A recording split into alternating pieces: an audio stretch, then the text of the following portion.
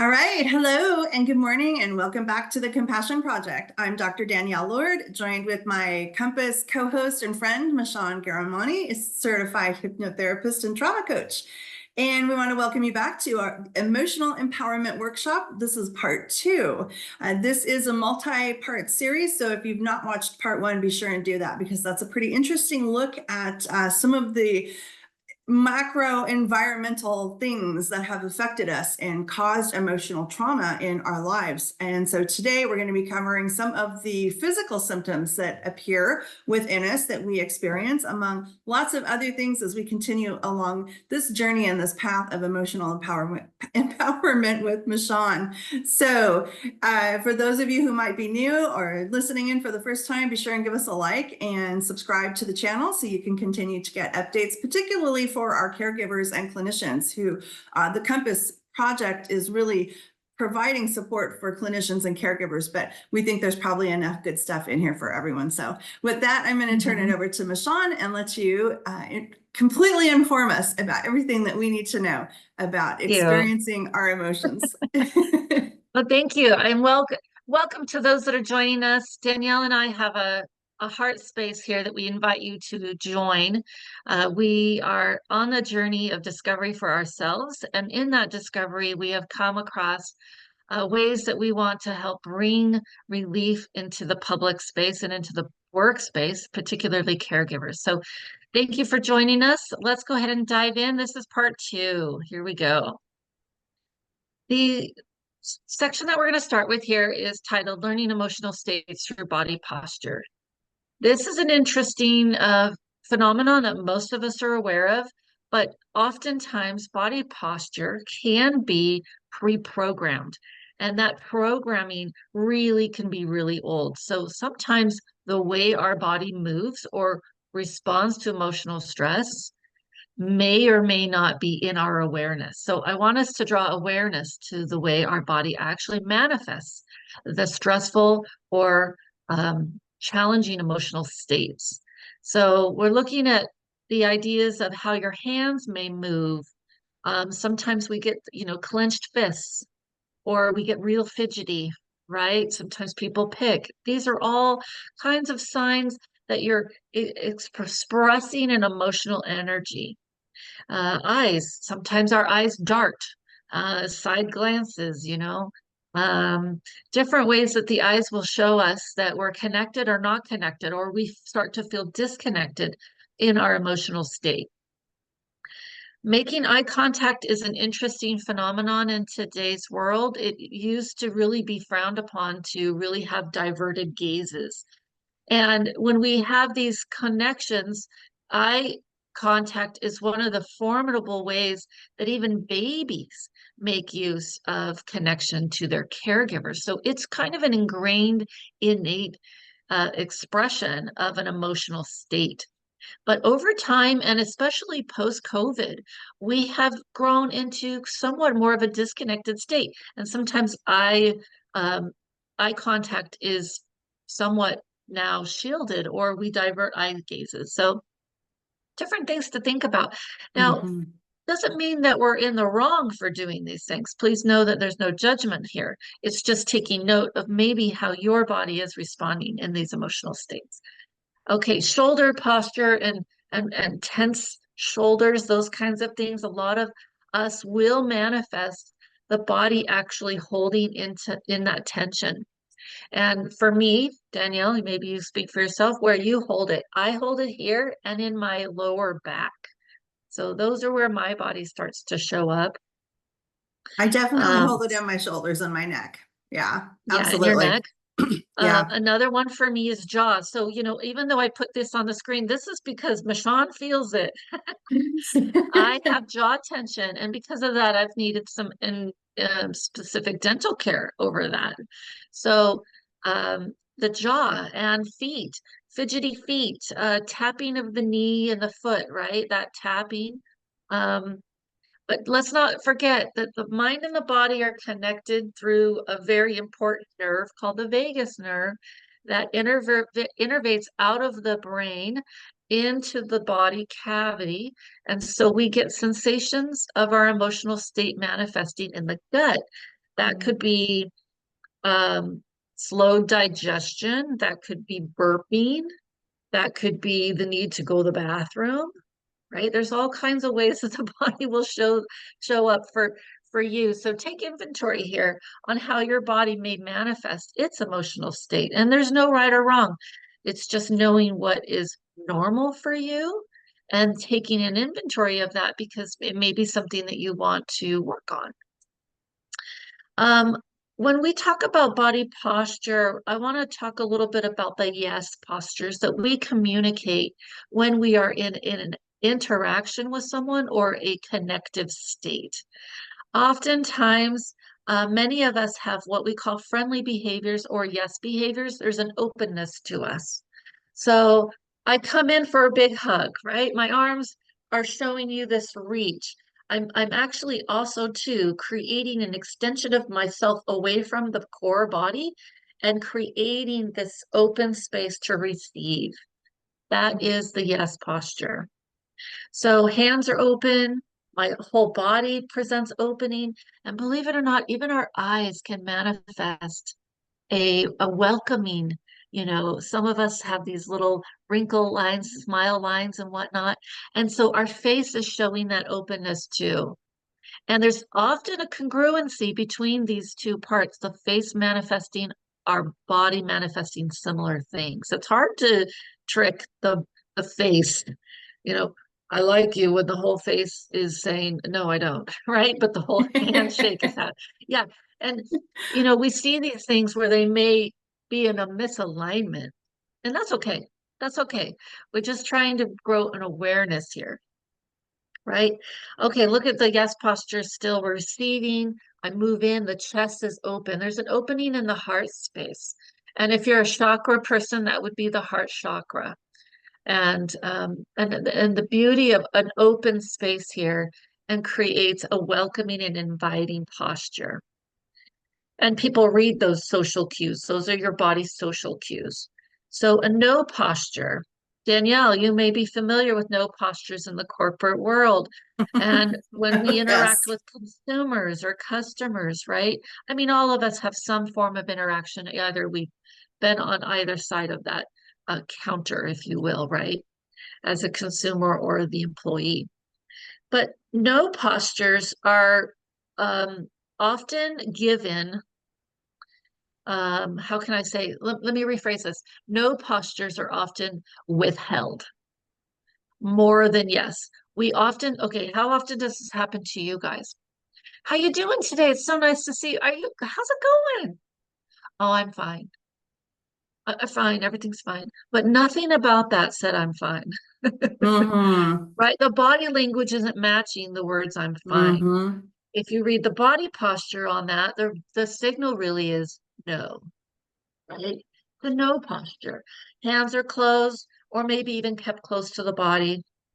There's an uninviting posture. It's not an openness. And don't get me wrong, a handshake is often an American cultural element that we use that signifies connection. But I've shook many hands and I've given many handshakes that I may not want to give. So we can't always, there's some give and take here, and can't always understand really what somebody really is intending to say. Danielle, do you have any insight on that? Oh, I have a lot that's come up for me just in this initial slide, but yeah, certainly around the handshake. Yeah, it's almost become kind of a perfunctory thing, that exercise Mm, that we have to go through kind of in the corporate sector. So, and I think that that's one thing that's been very different from being outside of the soul-sucking corporate environment, as I like to refer to it, and into more of the entrepreneurial space and the networking, is that there is a lot more of that yes posture that comes yeah. across as you're networking. I think about just yesterday when you and I saw each other at a networking event, and it was just full of hugs that would Yes. not happen in the corporate world. It would just be oh yeah, here's my hand, we'll shake hands, Yep. and we'll Yeah. just kind of go through that motion of And and pretending to like and each other. yes, and it becomes more of a cordial manner rather than a real intent of communication. Yeah. It becomes a habitual form rather than a real telling of what I really mean. Yes. Yeah. Yeah. Yeah. So true. And the interesting part of that is what kind of spaces are we really creating by really not being honest with that? Hmm. Yeah. Well, yeah. Immediately Yeah. lack of trust, right? Right. That's what Well, comes to mind and for then me. yeah, and what we end up doing is end up having I say I'm fine when I'm not fine, and it diminishes the true existence that I'm actually in, right? The real Absolutely. manifesting and um the embodiment of my current state is in denial. And I'll tell you, that doesn't serve anybody. It really Yeah. doesn't. It doesn't Yeah. serve us long term to continue with that. So there's a lot that can be discussed here. So for those in our audience, think about those things for yourself. How have you manifested that, and how have you been a receiver of that from someone? We shake hands and make eye contact, or close interactions. We can read people, right? We are a perceiver of their energy and the feeling of that. Yeah. So just consider how those things may feel and flesh out for you. Um, Taking a note here, there is a thing as a maybe posture, and I want to address this because it's okay to be unsure. We have sort of a world that is really a black and white world, like either you're with me or against me. And I would venture to say that I personally have discovered that there is a lot of gray in interactions. There's a lot of gray space in do I like you? Do I not like you? I can sit in this maybe. I can sit in a state of I'm not even sure about myself, right? How do I feel about that? When we are trying to assess our emotional states or even understand our body's response, maybe posture is still okay. It's an acceptable place to be. So giving permission to allow all forms here, right? I like that. All right, thank you. All right, I'm going to move to the next part of our presentation. Danielle, do you have anything to add here before doing so? Yeah, just around the eye contact and the Yeah. eyes. And I think this whole state of being in Zoom meetings for the past number of years that we Mm, have been, it's like, where are we looking at? I think I'm looking at you right now because you're in this corner of the Brady Bunch matrix, but you might be yes. looking at me down in this corner of the matrix. And so, how does that manifest when we all come back into the same space, right? But Well, then there's also the ethnic component around eye contact, and there's some art ethnicity yes, or ethnic groups where eye contact is seen as aggressive. Then you yes, may be outside of your place if you're having eye contact with someone who maybe is in a different power state than you are. So I always like to remind people that there's ethnic considerations with eye contact as yes, well. yes. But Thank you for pointing out the cultural diversity there. And with all content, even if I don't overtly speak into that space, please forgive us.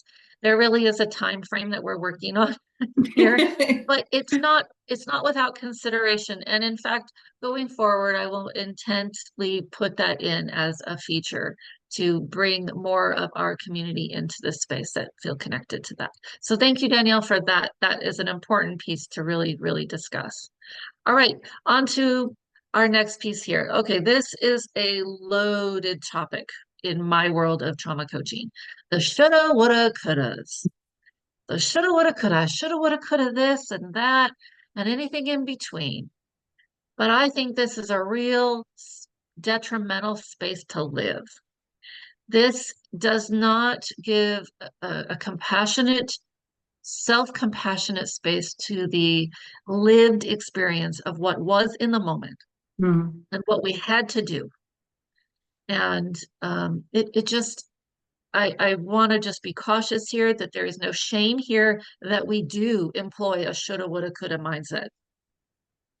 Um, my thoughts on this are reflected here on the screen. That I find it necessary that when we make past and present, um, excuse me, that it's necessary to see where we make the past the present. That's the shoulda, woulda, coulda. We're bringing that past into the current now. We make the past be more of the now when it already had its place. It's over there. I'd like us to really think about how we are continuing the past more vibrantly today because we've accumulated the past and we stack it today. And the shoulda, woulda, coulda reflection is a really important one, I think, in our emotional development, emotional knowing, emotional well-being, and how we may even use this against people. Because I remember all the things you've offended me with. I can, I, you should have said that. I should have said that back. You Yeah. should have, right? Oh man, if I only had an, and we move into this energetic state of sometimes anger or aggressive because we're trying to right wrongs. And in reality, take a moment here. Many of us, this is just a space that lives in our head. This is only here, right? Nobody else is experiencing it that way. We are. And to take an inventory on the shoulda, woulda, couldas are very, very personal. And they do prevent a current existence of a full reality of now.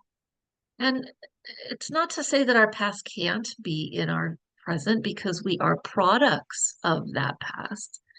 Let us take the learning, let us take the Hmm. insight, let us take the maybe even growing an inquisitive nature of evaluation instead of judgment, right? From those shoulda, woulda, couldas. So being cautious of how we use the shoulda, woulda, coulda world. I find that most of those that I serve, it's a real harmful position to be in. Um, so the question is, how do those judgments make you feel right now? Right? Do they energize you? Do they make you, do they let you land in guilty world, right? Do they deplete you or do they rise you? How much regret sits there or shame sits there? Just interesting conversation to have. Danielle, please share your thoughts.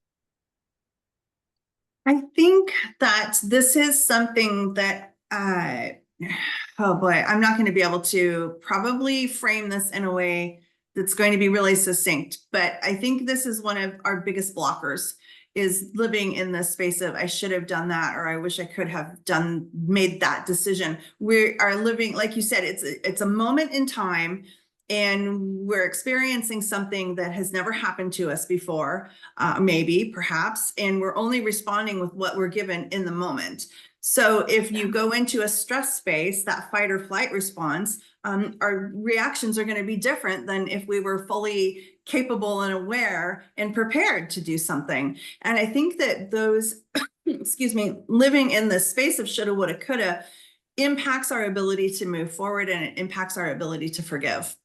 And instead of looking at it as a learning, okay, next time if this occurs and I'm in this situation, this is how I might respond. We live in it and use it as a way to inhibit yeah, ourselves from moving forward through yeah. resilience. Exactly. It can become an unproductive tool that we keep pulling out of our toolbox and we keep Mm-hmm. using, what but it doesn't end up really long-term serving us. And what you said about the health, the stress response, that is part of this, where the stress response shuts down more or less our cognitive higher thinking self that can plan and strategize appropriately. But look, you guys, this is an important understanding that we are human, having a human experience. Please, let's be a lot more careful and cautious about some self-judgment that we have, that we use the shoulda, woulda, coulda mindset. And instead of the judgment, let's say, how do I get this to flip when I'm inclined to use it? How do I get it to be a shorter use of it, right? I don't always use it, but I can step into it and out of it, and being able to make a progress on our well-being in this arena, the shoulda, woulda, coulda mindset. So, Danielle, we are coming up on our 20-minute mark of this video. So, Are we let's go really? ahead and Wow. close here. I know That that went really happened fast. quickly. Let's go ahead and close and tell the people what's coming next. Do you know what's coming next? I don't know what's coming next, Michonne. Okay. Please enlighten us because this is your space and the product of your great thinking and your work. So I would love to know what's coming next. As I Well, can't what's believe how amazing fast about, this 20 minutes went. yeah, let me just inform the viewers. Let me look at my notes here because this is real life, right? The next section on this, let me see, there's the timer, if anybody heard that. So the next part of this is to look at our emotional and body connection practices. So that's what we're going to start in our third video. We'll start off with emotional and body connection practices. So please join us for that. We will have these videos uploaded real quickly. Okay, thank you. And I would just add before we sign off, if you've got questions or comments, please leave them in the chat feature and we'll be sure and get back to you. So thanks for joining us and hope to see you next Thank you. time.